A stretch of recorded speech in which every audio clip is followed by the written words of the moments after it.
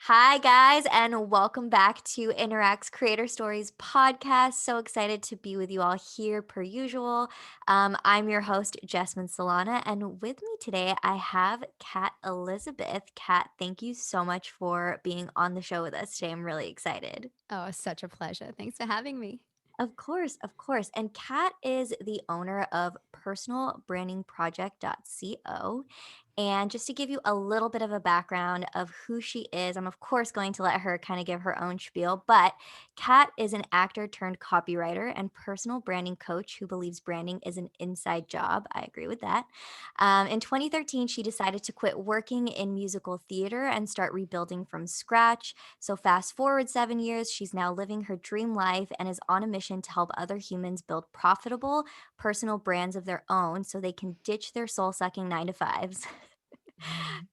Gotta laugh at that one because some are really soul sucking, but which occasionally happens to be their own businesses. That's very interesting. So get paid to do what they love while making a positive impact on the world. So between her coaching and online courses, she teaches her clients how to increase their visibility, become known as the experts in their niche, and attract an audience of clients prepared to pay for their expertise. Kat's also the host of the Personal Branding Project podcast and a self titled YouTube channel. So this is going to be a breeze because you have your own podcast. I kind of talk for a living. Yeah. Right? Right? It is kind of a very different I don't know, it's so different. Like I've kind of done a little bit of both where it's like behind the scenes, very project based, but now that I'm doing these kind of where it's like shows where you have to kind of be on and talk for a really long time, it is a very, very different experience. But Totally. Yeah. right. It's a science and an art, I think. And like Yeah. a stamina that you build up to. Yeah, some people are like, "Oh, how do you do it for so long?" And like, "How do you just come up with questions to ask?" And I'm like, "I don't know, for me, it's just a conversation, but Mhm. it does kind of feel a little like work, if anyone's wondering." Yeah. But Yeah. Kat, tell us a little bit more about your business, who you are, and then, yeah, like we talked a little bit about branding in your bio, so give us all that. Yeah, sure. So, I mean, my business has been through a lot of evolutions and it's still evolving, which I think is really common, especially if like you're a solopreneur and it's in those earlier stages where it's just you, it's very lean. So you can just keep listening to like nudges from your audience or the universe and make changes. But as it stands today, while we're talking, I have a signature program, which is called Seen, Heard, Paid Academy, which is I guess it's the go-to training that I offer because it's all about my framework for really helping those earlier stage service-based entrepreneurs get, known as go-to experts. But my business kind of evolved from more of a service-based offering. So I've been a full-time copywriter for about, I think it's 5 years now. I lose track of Wow. time. It feels like 10. So I also work hands-on, like sort of doing projects for other people. It used to be more like websites. Today, I actually help people build quizzes, which is really fun. So, which is how obviously me and Interact got brought together. Yeah. And one-on-one coaching is very close to my heart as well. That was such a natural evolution from what I was doing because I found that everyone would hire me to write the words for their website and for their brand, and in the process realize that they had so many unanswered questions, and they were like really hoping I could just give them the magical words that are going to make everything fall into place. And I was like, actually, this needs to come from within. Like, you really do need to figure some of this stuff out for yourself. And so I was becoming their, I guess, their coach and their brand strategist, but I wasn't officially giving myself that title or charging for the service. So it reached that point where I realized I need to help people at that before stage, like before they start writing copy for themselves, because if they don't really know what they stand for, what makes them different, the people that they really want to serve, then it's going to be really difficult to write copy for them. So now it's really this hybrid business, which a lot of people say is a bad idea. It's so funny. There's a lot of like multiple offer shaming at the moment, I've noticed in the online space, where it's like just have one offer and scale to $1 million. But I really think it comes down to like your personality type and your energy type. And a little bit obsessed with human design at the moment. And I've realized that I love helping people in so many different ways. It's what makes life so exciting. It's why I wanted to become self employed in the first place. Like, it's why, funnily enough, being an actor was boring me to tears because I was doing the exact same thing 8 times a week, like literally just repeating the exact same performance, which drives me crazy. So I love that my business now, it's a little bit of everything, and it's going to probably keep changing, and that's okay. But I guess the reason that I help people and the way I help them, it always still is very connected. Like, that's never really changed. I love that, and I think it is so funny. I've been seeing that a lot too, the, like, one offer, have Mhm. one offer, but, I mean, even in my own experience, there is this little bit of you have to know who you are and what your brand is before you can do everything else, so I do think that is a really important thing, and I Mhm. think it's good that you actually do a little bit of both because, how can you actually work with people if they don't know that part yet? Yes, exactly. And for yourself, like, and I think for everyone, there is this sense of urgency to need all the answers and to have everything perfectly in place. Like, I need the plan, and then I'm just going to follow the plan. And what I've learned from personal experience and I've seen through my clients is that by experimenting, by putting things out there and working with clients, it gives you the direction, it gives you the answers, and you're going to pivot along the way. And that's okay. Yeah. Because until you've worked with people in real life, everything is theory, which is why we shouldn't be like creating courses before we've actually been a service-based offering, because how are you going to know the best way to serve people and the way that you help them best? I just think, yeah, experience counts for a lot, and you're allowed to make mistakes and you're allowed to make changes, and like people aren't going to shame you for that. Like, I think we're so terrified of the public pivot, but I've done it multiple times in a really big way, and it hasn't destroyed my business or my reputation, I'm happy to say. Yeah, and I love that earlier you mentioned that it was more of an evolution. And I'm noticing that as like a theme as I'm doing more episodes is, people are so scared of change, but if you look at it in a more positive light, you look at it as more of, I'm evolving. I'm not changing for the bad. I'm changing for the good. It's Mhm. totally different perspective. So, I mean, take us back to the beginning. How did you get started in all of this? I know you mentioned that you were an actor. How did you Mhm. go from that to owning your own business online? Very good question. I guess, yeah. So it probably officially started, like, I kind of talk a little bit about how my life fell apart about, like, I think it was 8 years ago now. Yeah, 8 years, when I had been doing musical theater for a couple of years. And I'd honestly, that was me achieving my dream. Like, I had that on a pedestal. My thing when I was growing up was like, I'm going to be a Broadway actor. And then I got into this Broadway show in Australia. Obviously, we don't have actual Broadway, but it was the Broadway team that put on the musical in Australia. And when I landed this job, it was like, oh my goodness, I've done it. Like, at in my early 20s, I have achieved my ultimate dream. Like, this is amazing. And that is when the reality kind of kicked in and you go, oh, okay. Like, I thought it was going to look like this. Turns out that's only a small part of it. The reality is it's a job now. And I'm getting paid to do this thing, which means there's all these expectations on me. It's no longer just about the joy of acting, it's about showing up and feeling my responsibility as the person that they chose to play this role. And it kind of sent me spiraling. It was such a wake up call. Like, I was so naive going into this experience because it was also my first like real job, in that I'd had all of the casual, like, I don't know if it's the same in the States and in Canada, like casual positions where you don't have any sort of like contract or anything. So from when I was 14, I was working, but like Wow. bit of retail, bit of coffee, like making coffee, doing this, doing that. And then I got a job as an actor at a theme park in Australia. And that was like, okay, like a taste of getting paid to act. But I'd never had a career job before. So my first career job was literally as an actor. And I kind of thought that because I'm an actor, it's going to be all glamorous and like exciting and sexy.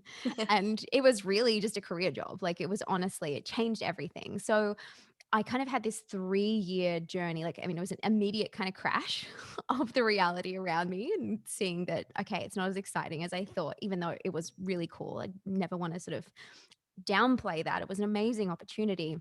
But I started to really struggle with anxiety and depression. And I was starting to question, okay, is it just me? Like, am I being really ungrateful? Like, is there something wrong with me? Is it that this job isn't right for me? Is it something with my personal life? I don't even know.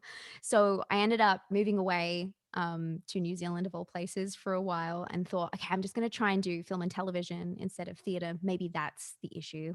Turns out it wasn't. Mm. And when I moved back to Australia, like everything collapsed down around me. So, like at the time I was married, the marriage broke up. I ended up getting really sick, nearly dying in hospital. Like I was on in the ICU. Like my body just was like, nope, no more. Like I'm not happy. And then following that, I wasn't able to work for months and I'd been just building up this credit card debt over these few years because I was so unhappy that my whole thing was like, okay, I'm just going to work and I'm going to shop. And that was kind of it. Well, it caught up with me when I couldn't work anymore. And I was working a casual job back, on the Gold Coast where I grew up. It wasn't like a career job anymore. I couldn't keep up with the credit card payments. And I ended up having to file for bankruptcy, which was the lowest moment of my entire life. Like, and it was like at the time, it was like my deepest shame. I told nobody. Like the only people who knew were my immediate family. So even my best friend, I didn't tell because I was so worried about the judgment because I was like, I failed. Like I failed at everything in life. Like I Mhm. had the dream job. Everyone was like, wow, Kat's made it. And then fast forward a few years and it felt like I had nothing. So that was a scary time, but like obviously I'm able to talk about this like 2020 hindsight. That helped me clear out everything and then figure out what do you actually want, because up until that point it was all based on like the dream I'd had as a kid and what I knew was going to impress everyone else. I knew that like being a performer, paid performer, everyone's gonna be like, oh wow, that's so cool. But there was something inside that was saying you could probably do more than this. But it was terrifying to say that because a lot of people around me were like, well, if you want to be an actor, that's all you should do. You should never have any other interests. You should eat, sleep, breathe acting. Don't have a backup plan. Like that means you're planning to fail. All of these stories. And so I just had kind of built up this thing in my head that I have to do this or what else am I going to do with my life? But with everything gone, it gave me this opportunity well, I mean, I had nothing to lose at that point. And so I went back to basics, which is actually, what I do with my clients now is like sometimes we actually need to just get back to the absolute foundations of like, what lights you up? What excites you? What do you actually want your, life to look and feel like? What's the vision that you have, the change that you want to make? And that, funnily enough, led me back to performing for a while. Like I actually wrote and produced a show, but Wow. that kind of sparked, yeah, it was not, it was, let's just say like it's a whole extra story. Trying to do that myself probably took like years off my life, but it was one of like the best kind of training grounds to become an entrepreneur. So I did this show and it was in the process of producing it that I was doing the marketing and the branding of it. And I was like, oh, this part's really fun. Like, why am I enjoying this more than the performing at this point? Like, this is not what I thought would happen. And that kind of led me down a little bit of a path of, I ended up getting a job in real estate because of my mum, and that turned into more of a marketing role. And I met my partner today who was working in an agency and doing web and graphic design, and we started to see how my ability to write kind of really complemented what he was doing. And he was like, I think you probably could do this for real. So I decided to like go for a job in an advertising agency even though I had no actual training. I didn't really know what a copywriter was at that point in time. Like it was, I'd heard the word. I was like, yeah, I think that's what I do. And I talked myself into this job with like a killer cover letter, which proved to me I knew how to write because they were saying, oh, you have to be a marketing grad. And I was like, well, I've never been to university. Like, I'm very underqualified, let's be honest. But I was like, I'm going to work harder than anyone. I'm going to prove to you that I can do this. You're not going to regret this. And they're like, okay, like, here we go. So I got the job and I did it for 6 months. And yes, I was really good at it, but I hated the environment. Like it was that classic ad agency with like radio and newspaper and these crazy deadlines. And they want you to work all hours and just super stressful. Triggered my anxiety terribly. I was putting on all this weight. I was like, no, no, no, I can't do this. But in the process, I landed a freelance client thanks to my mom again, bless her heart. Like she's one of those people who knows everyone and she like Yeah, just mom. connects you. So I got a freelance client, and that was the thing that sort of made me see that I could make the money for myself. And it was just enough money that I thought, okay, if I quit the job right now and just have this one client, at least then I'll have time to land more clients. And that was the beginning, like that was the catalyst that then led me to doing the copywriting thing, which then became this journey to where I am today. But you can kind of see there was no obvious plan from the beginning, which is why I'm always telling people you don't have to know where you're going. You just have to kind of keep reconnecting with what is exciting you. And eventually, through lots of messy mistakes, like you'll probably figure it out. But it's not always very linear. Yeah, I love that. I think it's so funny when you look at like your bio, right? And it says actor, now entrepreneur. Like I asked, like how do you go from that to that, right? And it is really cool to see just each step of how that happened because, like yeah, like nothing ever goes to plan.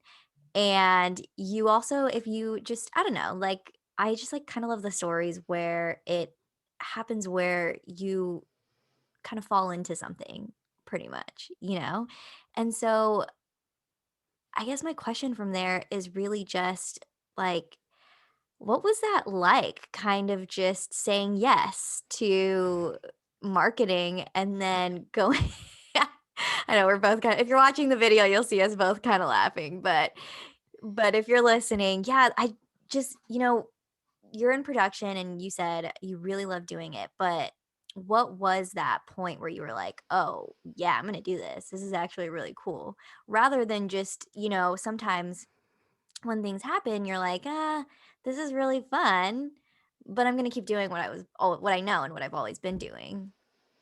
Yeah, I mean, I think it comes down to the fact that I was desperate to do something different and to reconnect with, I guess, like tap into all of my skills and potential and be challenged again. I think getting into acting, there was that thrill of the chase. There was like, okay, I need to master this skill. And I mean, I was dancing since I was 3. So I had very much done my 10,000 hours. And so, even though it was a big deal, I got that job. I was like, well, yeah, I've done the work. I loved the idea of like, oh, like I've got raw talent, but I'm gonna have to work really hard. And this is a new thing that I have to figure out. And because I'm obsessed with learning, like I love education, I just started binging all of the courses and I got more and more excited about all the things that there were to learn. So that was one of it, like one part of it. I think the other part was I had no other options at this point. Like I had still had no money. Like I had such a terrible relationship to money because of, I mean, it was always bad, but then the bankruptcy thing really like solidified the fact that I was like, "Oh, I'm bad with money. I'm a disaster. Like I'm going to be broke. Like I'm going to be living on the street." And I saw that there was this thing right in front of me that could potentially turn everything around. And so I don't even know if there was a moment of me even sitting down to consider this. I just jumped. Wow. Um, and I kind of just kept following every single little nudge. Like once I figured out it was copywriting that I really enjoyed the most, I found this. She didn't know it at the time, but I decided she was going to be my mentor. I found a really well known copywriter in Australia who had a community, like a paid community that was very small at the time. It's now huge, and I joined it because I was like, okay, she obviously knows what she's doing. It seems like this community is going to provide me with some answers because I have no idea what I'm doing. Like I know I can write beyond that. Like what am I writing? How do I write it? How do I run a business? I don't know. And so I was right. Like I put myself in this community. There was probably 30 other copywriters at the time. So I was surrounded by people who had varying levels of experience, some of them very experienced, and you were able to just ask questions and nothing Mm. was too small, too silly. So I just started asking questions. And in the group, they were putting referrals as well to jobs because the person who ran the group couldn't take on work anymore. Like she was too busy. So she would send it into the group and you would pitch yourself. So again, like I love the thrill of the chase. I was like, okay, I can do this. And so I said yes to everything before I actually knew what I was doing, which was like I don't know if I would do that now. Like, you know how the more we know, the more like we want to play it safe. I'm like, oh no, I couldn't do that. Like, I don't have the skills. But at the time, I was like, I'll figure it out. I will figure it as I go. So every time I got a new job, I'd like sign up to a new, I think it's like LinkedIn Learning now. It was lynda.com at the time. Like, I'd sign up for a new marketing strategy or copywriting course, and I'd just take it one job at a time. I'd make the client happy, get a testimonial, add to my portfolio. And I started beating out all these way more experienced copywriters for the Wow. jobs because I was just so enthusiastic and I Mhm. was prepared to just dive straight in. So like the second I would get sent the referral email and they'd be, you know, mentioning 2 or 3 copywriters in that, I'd reply straight away being like, I'm going to give you a call. Let's just connect. I'd get on the phone, chat to them. You know, it would just kind of just snowballed where I just wasn't thinking that much. And I had to make this work because there was that feeling of, well, you already tanked your other career, which I hadn't. I could have gone back to it if I wanted, but it just felt like I'd burnt it to the ground. So it was just this thing of like, just keep moving forward, just keep moving forward. I wasn't thinking into the future. It wasn't like, oh, I'm building an empire now or anything like that. That's not, I was very much in freelancer mode, which I talk a bit about now. Like I kind of regret how long I stayed in like desperate freelancer mode, not planning for the future, not aiming higher, not building systems. But I was earning money to do this thing. I was working from home. And like, I think my second year in copywriting, I earned more that year than I earned in a professional musical, which Wow. just showed I was like, "Oh, okay." I thought being an actor was the only way to, like, start creating this life that I wanted to live, but it showed me what was possible. So, yeah, like, I guess like, that was a very long-winded way of saying I didn't think about it. I did it because it was working at the time, and it just felt Mhm. like, "Okay, like, this is meant to be. Let's just see where this goes." Wow, yeah, that's awesome. What I guess, was there any point where you did say yes to something and you were like, "Oh, shoot. Maybe this was one thing I could have gone without doing." Yeah. I mean, I remember I don't know if it was in my first year. I think it was in the year that I like the big earning year. It was definitely my year of yes, which like you reach that point. Like you have to say yes to a point to get that momentum, but then there's like that point where you've probably said it one too many times and you overdo it. So I was already working 6 days a week, long Wow. hours. Like that's how I was earning so much, was that I was just taking on everything and overbooking myself. And I took on this one project and I couldn't have known at the time though. So like there was no like, oh, why did I do this? It's like, no, it looked amazing. I was attracted because it was a big agency who was like needed a copywriter to contract out to write this well-known brand's website. And it ended up being the most stressful, nightmarish experience. Like I was like, I Mhm. can't be a copywriter anymore. I can't do this. I never want to do this again. This is horrible. I mean, it was not on like it was like one of those comedy of error type things where there was like one miscommunication early on and it just sent the entire project spiraling. Like they ended up paying me 1.5 times the original quote. Like so it was the biggest like at that time like the most I'd ever been paid for a project. But I was working like 14 hours a day, having anxiety attacks, like just sitting there drinking coffee and trying to write this copy. In the end, they didn't use like a word that I wrote. Like they rewrote the whole thing a sentence per page. Like they told me that they wanted this like SEO, like an optimized website with all of this. They gave me examples. The SEO company loved what I did. And then they were just like, no, we just want something like this. And they just like chucked a sentence on per page. I was like, oh my God. Firstly, you Oh my paid god. me so much to write these words that you're not using. Like, secondly, what you've put up there now is like not at all what you'd said that you wanted. But it was just one of those things. Like in the end, I had to just get through it. There was no way out except through. But it was a month of my life that felt like a year. And it honestly does feel like that also shaved years of of my life. So after that, I was like, maybe not working with big agencies ever again, because that kind of brought me back to that whole advertising agency panic with the deadlines and all of the fingers in the pie. And I was like, nah, I just want to chill. I don't want to Yeah. feel like this. Yeah, I did you maybe relate that back to, like, your time as an actor where it was no longer fun? It was just, "This is a job, and it's too crazy, it's too much." Oh, for sure. And you try and do all the mindset exercises like just be Yeah. grateful, just be grateful. It's so much money, but nothing would bring the joy back to it because there was just so much pressure on me. I was so terrified about doing a bad job. And you're also thinking, oh, someone referred this job to me. I don't want them to look bad. It was just a very negative experience. But I learned so much from that, like you always do. Like I've had so many disastrous experiences since becoming self-employed, and those are the ones that you learn from and then you can use to improve your processes or improve, your like clarity and your messaging. So, we have to kind of just accept that they're going to come and you're going to get through them, but just try and go, okay, so what can I learn from this? Because otherwise it was actually for nothing except maybe a few dollars. Yeah, like what are some of the boundaries I guess you had come up with after that experience in, thinking about, okay, after this happened, here's how I want all my future, clients to be like, or this is how Mhm. I want to run each client that I actually work with. Yeah, I mean, I definitely was I mean, I was a little bit scared off working with huge teams because I just saw the dangers of like the lack of communication or miscommunication. So that kind of became a red flag for me.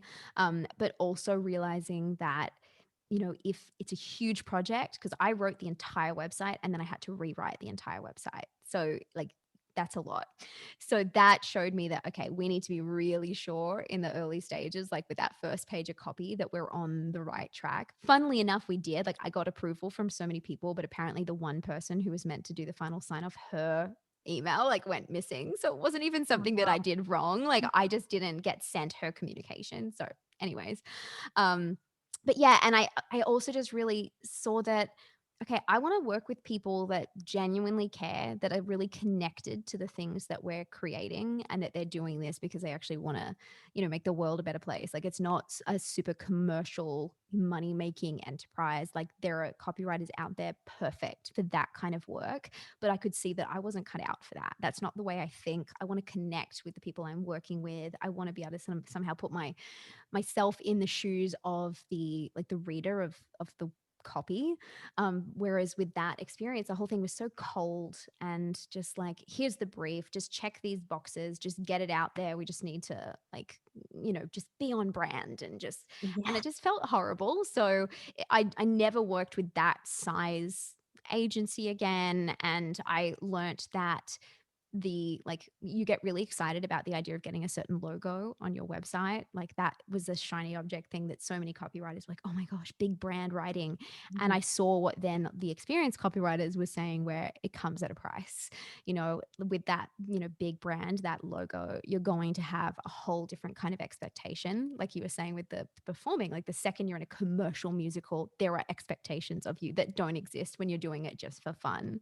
Yeah. So yeah, I just learnt my own limits for how much I can put up with, and that knew that I'm a really sensitive person, and the work that I do, I really put my heart and soul into it. So I need to make sure I'm working with people who understand that and value that, who aren't going to take advantage of it and just like chew me up and spit me out basically. No, I love that though, because I mean, for anyone that's listening as well, I've talked to so many people.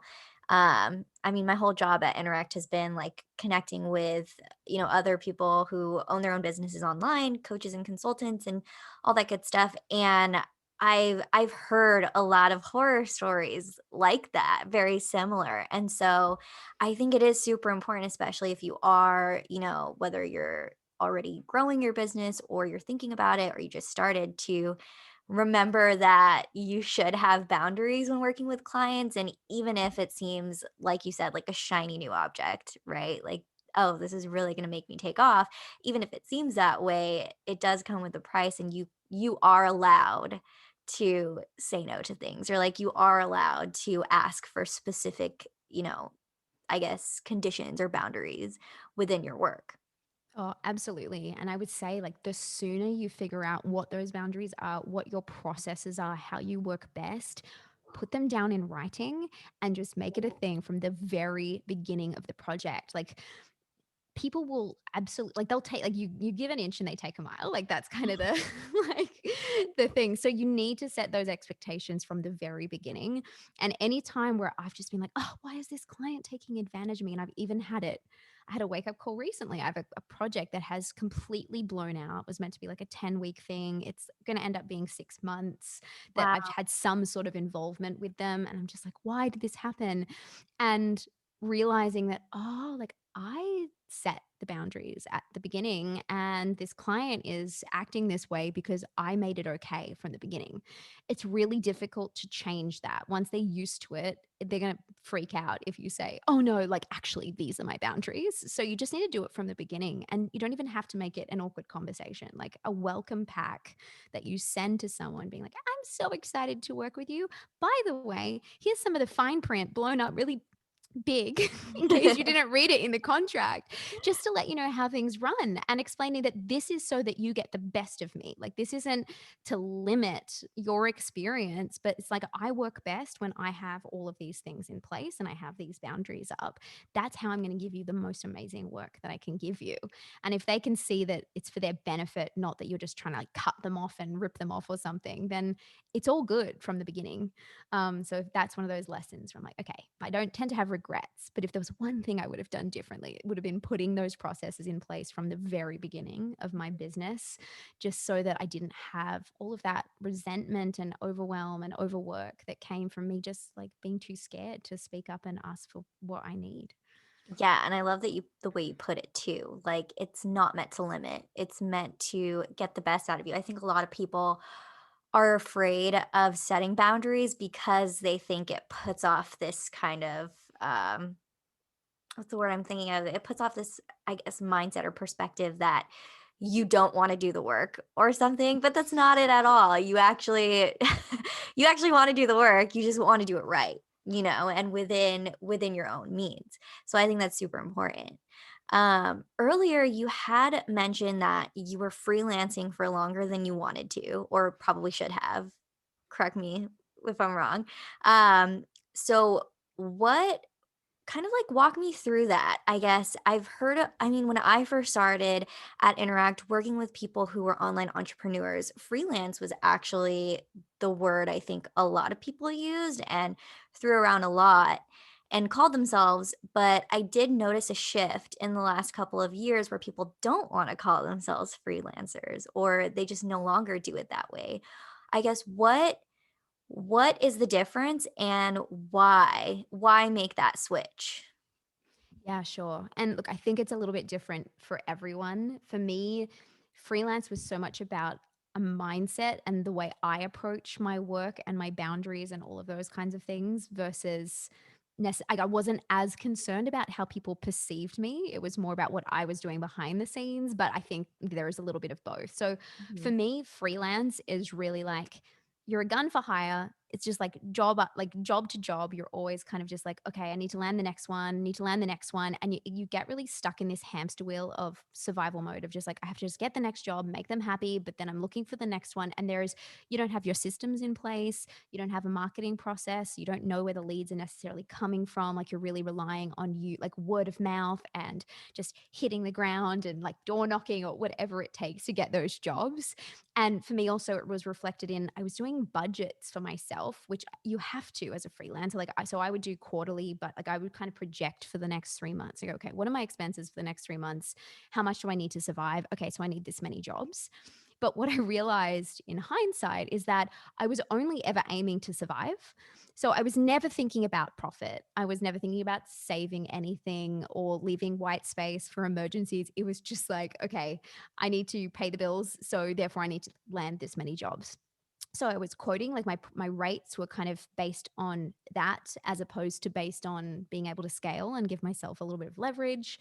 And yeah, and I didn't feel like I had a business. Like I really just was like, even though I was like, oh yeah, I'm self-employed and my own boss, I was like, yeah, but this isn't a business. Like, and it kind of wasn't. Like it's not a business until you actually have some sort of structure in place that supports you. Like if all it is you exchange time for money and then if you stop working, you stop making money, it's probably not a business. It's not a sustainable business anyway. And I can say this like I know it sounds like tough love, but I'm also like I'm speaking to myself. Like I was doing this for years before I started to think of doing anything different.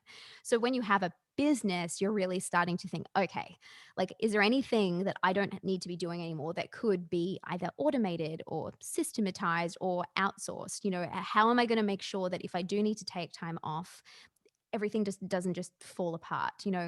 Am I actually aiming for proper targets, like exciting targets for revenue, or am I just aiming to survive? Where do I want to take this? Like, do I want to be known as just a personal brand, or maybe do I want to be able to eventually bring people on? So you're thinking about the future, you're planning for the future, you're taking things seriously. Like, if I was taking things seriously and thinking about growing, yeah, I probably would have invested more time in building those like welcome packs and improving my processes, because I knew that in the long run, they would have saved me time. But freelancing is like, no, just slap it together every time. It's just manual labor, because I wasn't thinking about next year or 3 years down the track.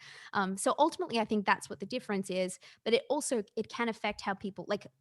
I think people bring freelancers in to help them grow their business. Whereas, when you're a business owner, obviously, like, you're probably bringing in freelancers to help you grow yours. So you Mhm. stop seeing, and yes, you can contract out to other people. You might help people, but like, you've got rates that reflect the fact that you take yourself really seriously. And this is not just about what you should be charging per hour. You're taking everything into consideration with the rates you're charging. So I hope that answers the question.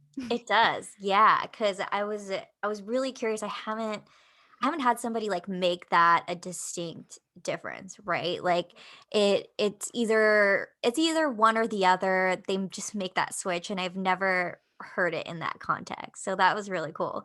Um, I guess, was there a point while you were freelancing that you just felt overrun, and that's why you decided to make that change and become a business, like you said? I mean, I think I was feeling it for quite a long time before I did anything different. Because I didn't know what else there was. Like, I didn't grow up in an entrepreneurial family. So, like, the education I had was kind of more traditional. Even though I was homeschooled, it was still, you're not learning about how to start a business. Like, so I was feeling all this resentment and burnout and overwhelm probably for 2 years. Like, I feel like from my second year as a copywriter, I was already feeling it, but it was just like, okay, but and like, I'm stuck now. It really did feel like I was stuck. And it was actually when I ended up working with a life coach. Well, he was more of a holistic coach. Like, these days, he's more a business coach, but he covers everything. And I had this opportunity to work with him. He was meant to be he was a client very briefly, and then offered me this opportunity. Like, he has like a pro bono client that he takes on every quarter. And so it was this incredible opportunity. And I was like, hell yes. Because I just had this feeling that I needed to do something. Something had to change. I couldn't stay on the hamster wheel, but I actually just didn't. I didn't know where to look next. So once we started, that's when we started to uncover all sorts of things, because you go inside first, and started to see that, oh, there's all this, like, these stories in my head, and there's issues that I've got with relationships with family that are probably keeping me stuck, that, the boundaries issues I have with my mom, showing up in the way I run my business, like, all of these things. So we started to unpack it. And then we actually started to set some real goals. Like, I started to get excited about, oh, like, maybe I could start saving some money. Maybe I could do more with my life. Yeah. So it was the catalyst. It didn't all happen in that moment, which is, again, I'm like, just know that you don't have to get all the answers from that one coach, from that one program. It's going to give you just enough to get you in, like, that right direction, like, to get you unstuck, and then just know the rest starts to land in your lap. So around that time, I also was reading I read Crushing It by Gary Vaynerchuk. And, like, I'm not some, like, Gary V obsessed person, but that book in particular, he was talking about personal branding and how you really, to get leverage to do whatever you want in your life, like, you want to build a personal brand, build a platform for yourself. So that sparked another idea, which then led to something else. And so I decided while I was reading that I was going to launch a YouTube channel, because that was what he did. It just seemed natural. I was like, oh, well, I like being on camera. I'm going to give this a go. And so I launched my YouTube channel, and this is like 3.5 years ago at this point.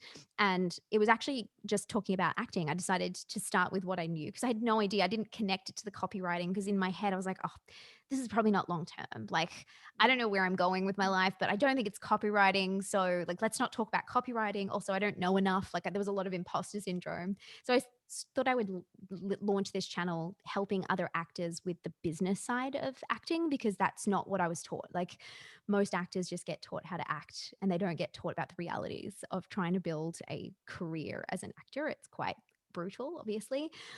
So that was why I launched the channel. And I made this commitment to publish 100 videos before giving up on it. My partner made me do that because he knew I'd get sad and frustrated not seeing enough views in the early stages. So he was like, "What are you going to commit to so that you see this through?" I was like, "100 videos," which, like, it sounded big, but I didn't realize how much work that was at the Mhm. time. Happy to report I way surpassed the 100 video mark, and it did its Nice. job of, like, building that momentum. But I guess that was the thing that then, while I'm creating these videos and I'm starting to help people, it started to open my eyes to the other ways that I could potentially be serving my audience and the things I could be getting known for. So, um, first of all, I decided to create an online course, which, and this is one of my big pivots, is like the embarrassing but not pivot, was I decided with the help of this coach. He was like, "Well," because I was like, "I want to create an online course, but I don't want it to be about marketing because there's already too many marketing courses out there. So what should I do?" He's like, "Well, what about makeup?" Because I was actually a trained makeup artist. So I decided to launch this makeup course because, again, it's just the thing I know. I always started with the thing that I knew. And I launched this whole brand and this, like, this online course, and the launch was a disaster. Because I went from nothing. Like, I'd been talking about acting and helping people with copywriting over here. And then suddenly I have this makeup course and I hadn't built an audience to that. So that's a whole other story. But that taught me how to create online courses. Like, I signed up for a digital course academy. I did the whole launch process. I learned so much from the failed launch of, like, oh, okay, there was like this 100 things that I need to do differently next time. And then I finally started to see that, wait, I'm obsessed with personal branding. People keep coming to me for advice about building a brand. Like, they were so impressed about the branding that I did for this course launch that it seemed like, okay, it's just getting to this point. Why don't I just finally give in and start actually talking about the thing that kind of excites me the most, which is branding, and in particular personal branding.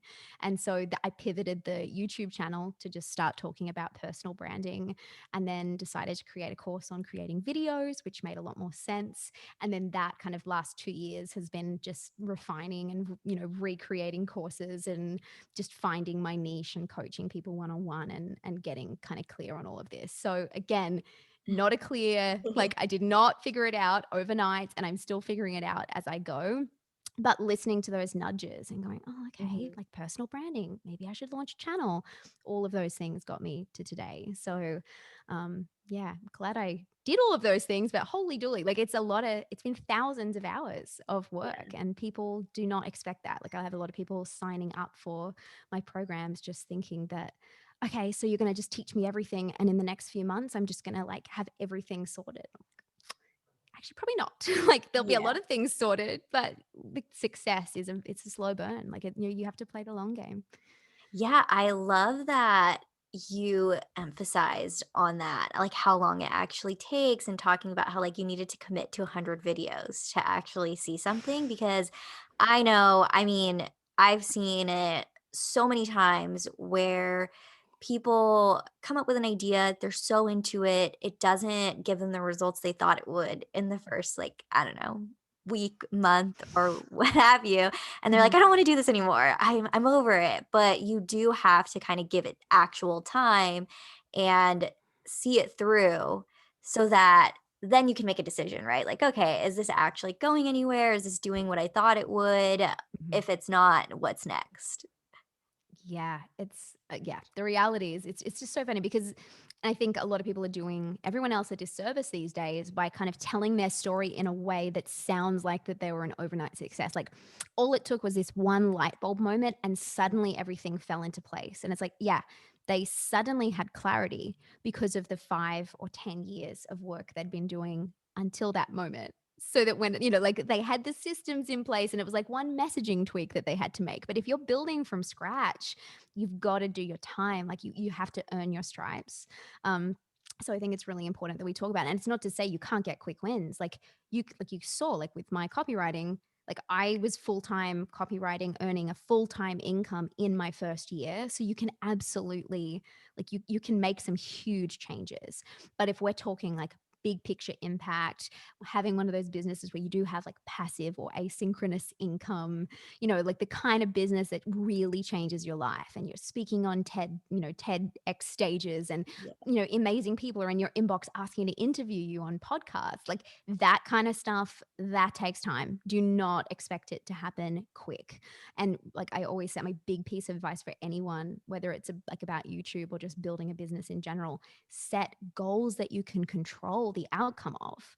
Like you cannot control how many people are going to invite you onto a podcast. You can't control how many people are going to subscribe to you by the end of the year, but you can control choosing how many videos that you're going to publish within a certain period of time, which is surely going to get you way closer to that big picture goal of having those like 100,000 subscribers.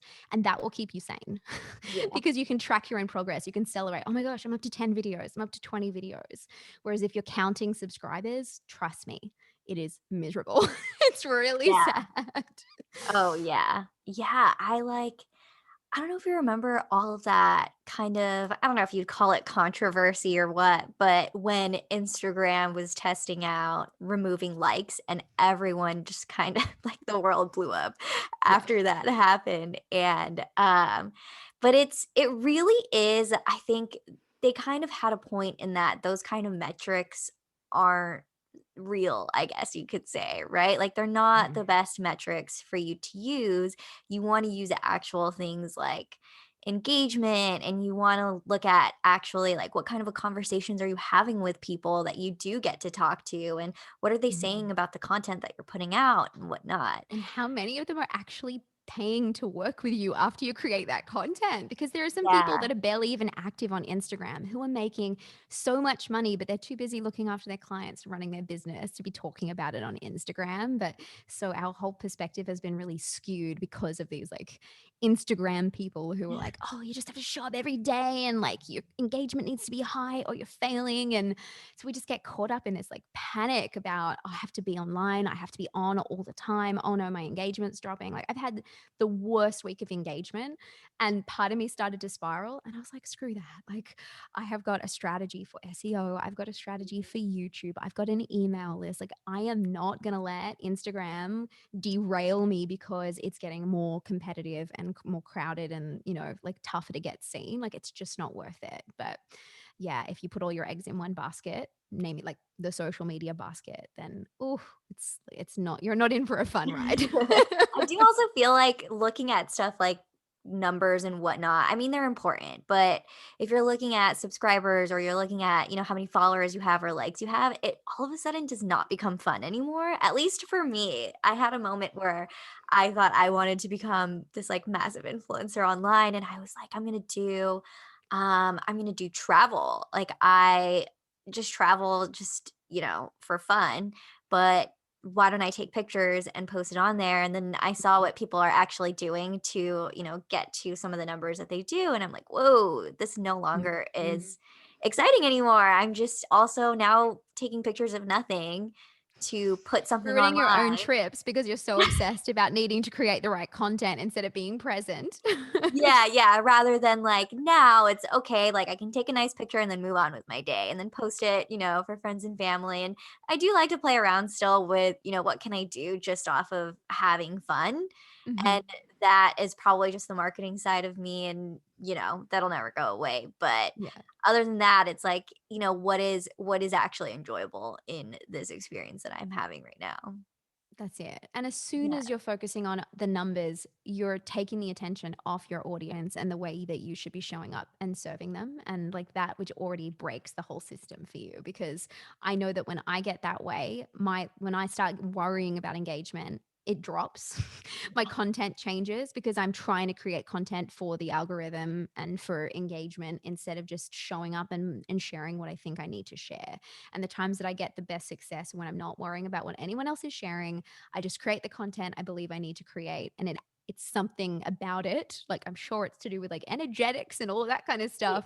Like, it just unlocks opportunities and people land on my lap, and these people, I'm getting, messages from around the world. Oh, that was so meaningful. Well, I created that content just because I felt like I should, not Mhm. because I thought, oh, this is going to get me another, 1,000 subscribers or something like that. So, but it's a constant battle, honestly. Like, it's designed, like the whole platform is designed to mess with your head and Yeah. to get you desperate and hanging out there all the time. So don't beat yourself up if you do get caught up in that, because trust me, like, I've been doing it a long time now and I still have those days where I'm like, why does Instagram hate me? Right? I totally get what you're saying. You're like, what? No, yeah, I totally get that. I guess like what, you know, your whole business is all about personal branding. What are some of the ways, that you actually can work through? I meant you heard said something about it coming from within, right? Like, how do you Mhm. work through that to really figure out, like, okay, this is who I am, so this is what I want my brand to be? Yeah, and it's like this is like the deep work that it does not happen. Like, I mean, I have worksheets and I like walk people through things. I'm like, just know that this is going to keep developing in time. You're going to keep revisiting these things.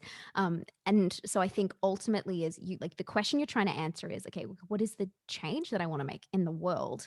Which is a huge question. It can be very overwhelming.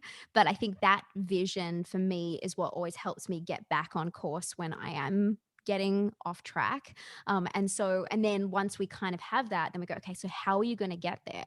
So we really need to understand, like, what are your skills? What are your strengths? What makes you different? Ask questions like, okay, what are people always coming to me for help with? Like, I was trying to ignore that and create a makeup course because it just was logical because I had training. Yet everyone was in my inbox saying, oh my gosh, I love these posts. I love the brand that you're creating. How do you do it? I had this like obvious thing right in front of me telling me you should actually maybe head in this direction, but we tend to ignore it. So sometimes it's about ignoring a little bit of that logic and going, okay, but what actually excites me? What makes me the most magnetic to other people? What gives me the most satisfaction? Like, if what was the highest compliment that someone could give me? Okay, so how can we make sure that that is actually ingrained in your brand and your business, and that you're not ignoring some of this? Because sometimes we think, oh yeah, but the things that people compliment me on and that I help people with, no one would pay for that, or it's not valuable enough. I'm not going to make enough money, so I should just teach people how to make more money. Which, like, so then everyone just becomes a business coach and everyone's promising like six-figure years, and it just becomes ridiculous because there you've got this really unique, incredible like skill set, but like deeper than that, like a blueprint in you where you could do something really special. But if you just look at what everyone else is doing around you and you try and fit that mold and do what's obvious and paint by numbers, strategies, then you're missing out on all of that magic. So yeah, really, you've got to start within about, like, yeah, what excites you about helping other people, and what are the things you've already always naturally been drawn to? And then you can start looking at the strategy of, okay, well, how does it make sense to actually package this up? Mhm. And then the next step is really tapping into your audience and understanding where they're struggling, what part of the journey they're in, and creating the content and the messaging that's going to resonate with them so that they actually understand that you are the right person to help, that you've got the skills, you've got the experience, but you also have that understanding, that personal connection with them, so they're going to trust you.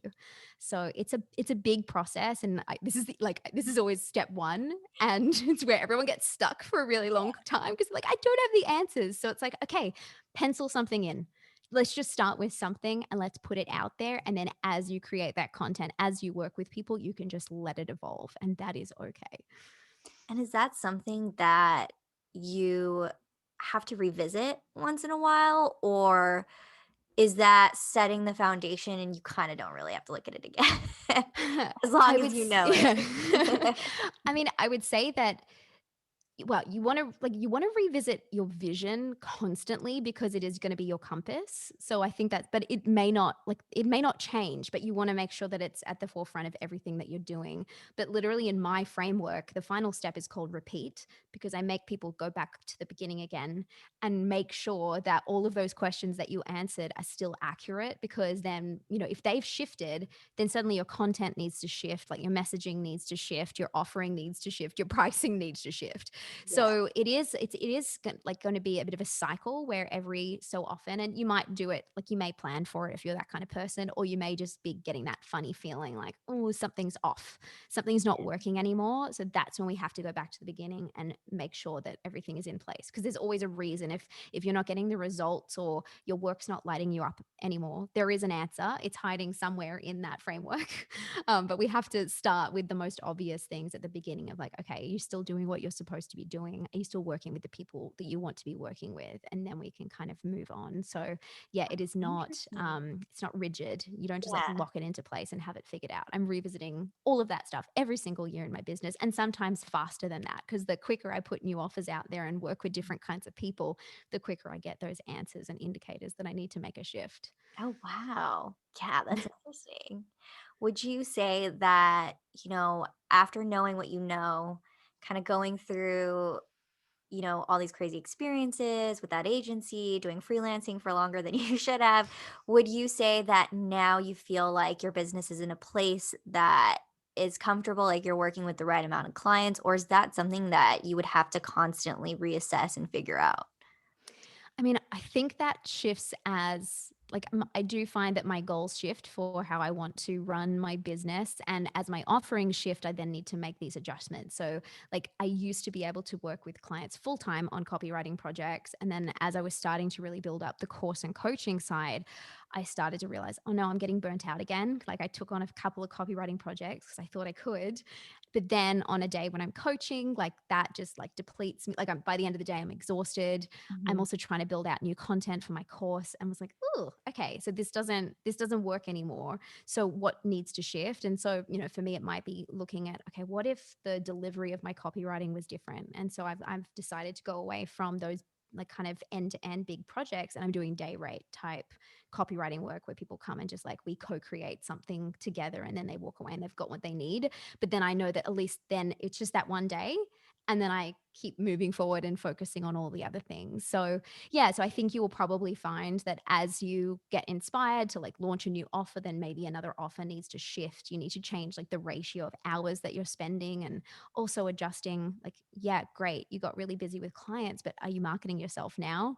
Like, Mhm. or are you running out of time? So then we need to go, well, do you need systems in place? Do you need to start outsourcing something so that you can make sure you're still marketing your business while serving your clients? So it's a constant adjustment.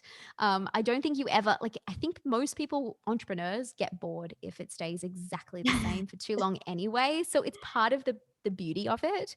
So as long as you can embrace that and kind of celebrate those needs for change rather than being like, oh no, it has to change again, because that's how it can feel sometimes.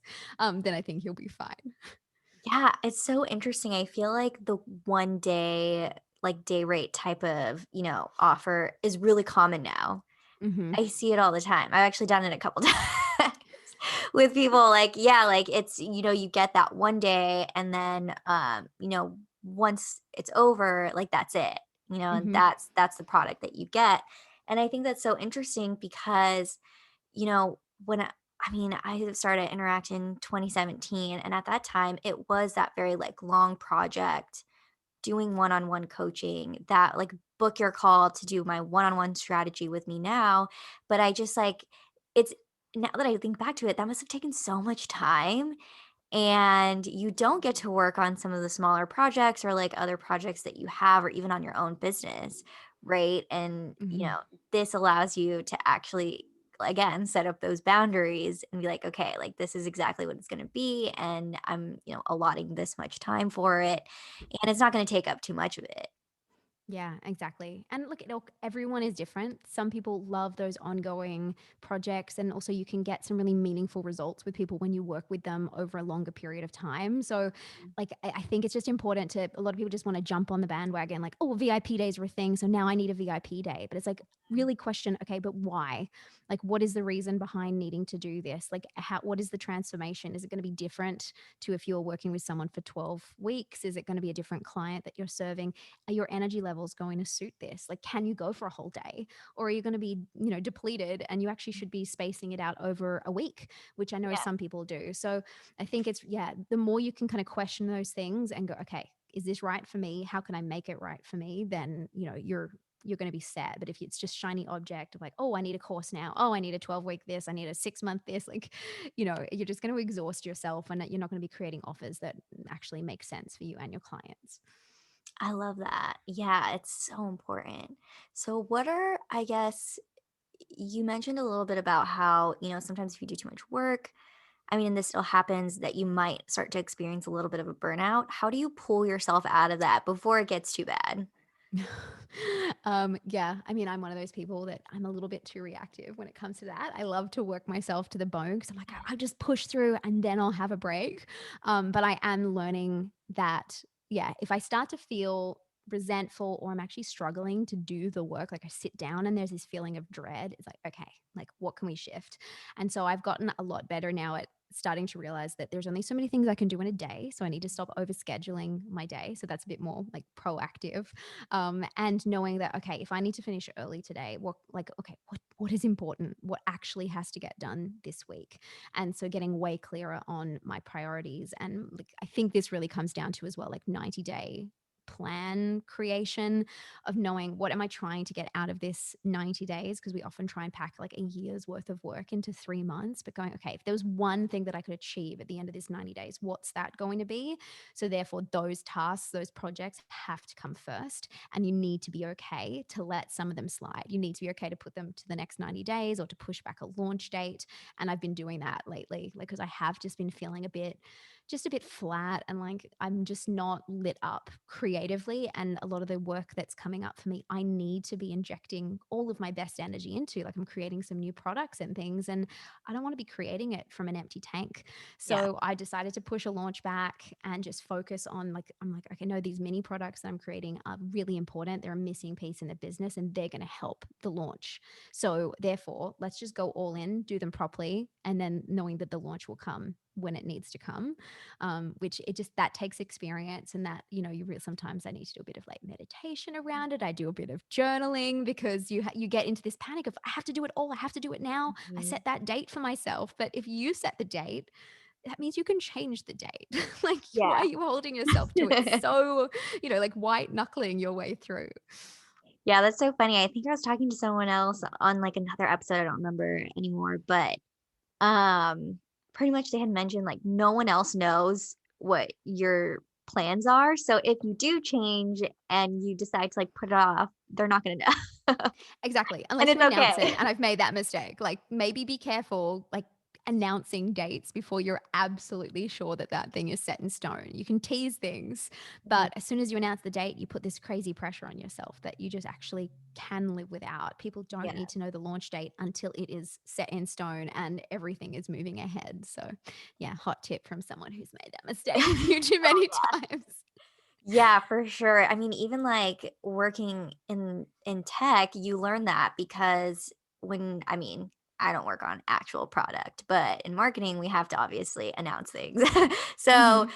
on the product side though, things can change like that, like so quickly. It could be put off for months, so you never really say an ETA because you don't want to overpromise, and then, it will happen. It's just something happened along the way that caused it to delay. So, I mean, Mhm. that was something that I myself learned early on because I had also done that once where I was telling people on calls, we are coming out with this update and it's going to do this, this, and that. And then a couple months later, they were like, actually, we decided not to do that anymore. And I was like, oh no. I just told like, I don't know, 100 people that they were Oh going my to get gosh. this feature. Sorry. So if you're listening to this and I have done that to you before, I'm very, very sorry. And here's my very late apology for it. Oh, too funny. I know, it's so sad. But yeah, I mean, that was really all that I had questions on. Thank you so much, Kat, for being on here with us today. Oh, it's an honor, honestly. Thank you so much. Of course, I do have two last second questions that Mhm, I like to close every episode out with if you're up for mhm. it. Let's do it. So what are three things that most people wouldn't know about you? Oh, wouldn't know. Um, I used to be in a 10-pin bowling league. Well, when I was Whoa. young, full nerd, like full nerd. That's Um, awesome. I also this is from the same period of time, which is really embarrassing, but, I was also obsessed with Pokemon. Oh, So, yeah, like the nice. cartoons, I had the cards, I had all like the memorabilia because my mom went to Japan and brought back all this cool stuff. I Wow. thought I was cool and I Yeah, was very happy. So let's just leave it at that. I think it's pretty And cool. thank you. I Those wish cards I'd are kept also some of that probably stuff. worth a lot of money too. I was gonna say if I just kept it, like it's back in again. But anyways, Mhm. like we're not gonna live in the past. And then I guess the other thing is that I was deathly shy. Like I'm Oh, like wow. I would not say boo to anyone. And it was only when I started doing dance classes when I was like probably around 10 or 11, I had a teacher that was like, you need to get some personality, like start No. smiling. Like she like forced the personality out of me. And it was like, obviously, it was, I was terrified for my life at that point. She was a very scary teacher, but it was the beginnings of me learning how to actually be outgoing, even though I'm an introvert. So yeah, which is good. Like Wow. it's yeah. So I'm still true introvert. Like I'll go living like being by myself over being at a party any day. But I also know how to turn on the personality thanks to my dance background. Yeah, because I was like, I would never tell. I would definitely be like, "Yeah, extrovert right there." Yeah, not even close. No, that's awesome. I actually, my parents tried to put me in ballet when I was like, I don't know, 3 or 4, and I guess I had my first recital. I just froze, so they took me out Oh, and never wanted to put me in anything after that again, and I was like, oh, "What in the give me world?" another chance. Like, Yeah, like, "What the heck? What's going on, mom and dad?" oh, I'm so sorry.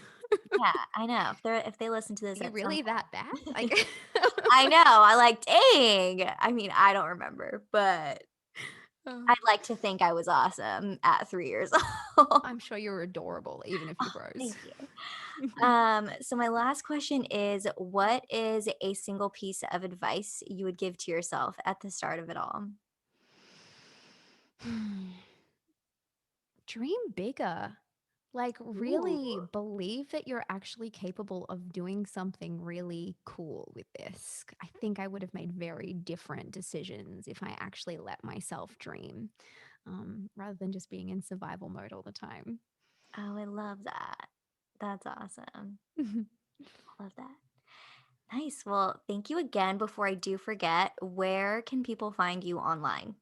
Yeah, so come and find me probably on Instagram is the easiest at I am Cat Elizabeth, cat with a K, and personalbrandingproject.co as well, just for all my bits and pieces. And you can find my podcast and my YouTube channel via there as well.